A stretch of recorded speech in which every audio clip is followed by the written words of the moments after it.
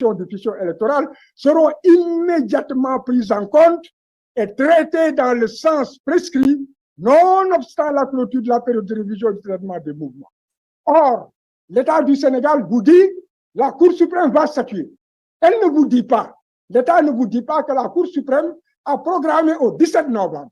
Quelle est la possibilité offerte à M. Ousmane Sonko d'avoir les fiches de parrainage après le 17 novembre, puisqu'il ne peut pas remplir les exigences qui sont du code électoral pour effectivement déposer les fiches dans les délais qui vont en fait s'arrêter dans juste 3 semaines. Monsieur le Président, par ailleurs, je voudrais faire comprendre, bon, nous n'avons jamais parlé de politique. Nous avons été toujours courtois dans nos écrits et même dans notre intervention.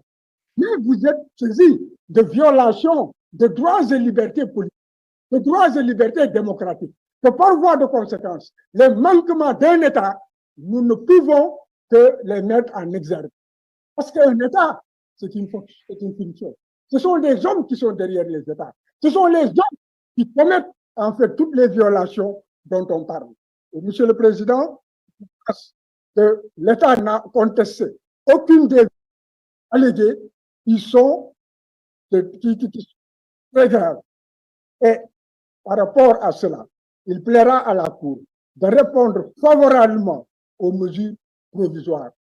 Sinon, il est manifeste que l'État n'a pas l'intention de réinscrire Ousmane malgré les décisions nationales. Donc, il vous appartient, Monsieur le Président, de les ordonner et de permettre qu'il y ait une égalité dans la compétition électorale qui est déjà rompue.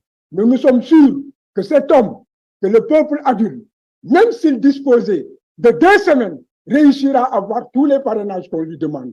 Alors, ne lui faites pas manquer, Monsieur le Président, sa chance. Sur la liberté, nous avons fait comprendre que dans la mise en œuvre des droits internes, il existe des mesures de ne pas attenter à la liberté au stade où la présomption d'innocence prime. Et que l'article 138-1 et 7 permettent des mesures alternatives. Ces mesures alternatives, c'est le contrôle judiciaire qui permettra à M. Ousmane Sonko de compétir comme tout le monde et de participer aux compétitions électorales. La dissolution a été consommée. Nous avons demandé la suspension de la mesure de dissolution. Cela ne préjudicie nullement à la décision que vous rendrez, parce que le parti est un parti, c'est en fait le cheval qui permet la machine électorale. Enfin, Monsieur le Président, nous attirons votre attention.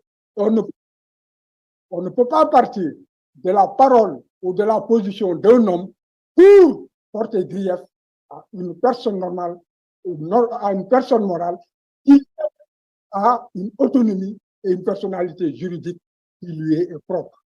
Monsieur le Président, nous finirons par vous renvoyer respectueusement aux vidéos dont on parle.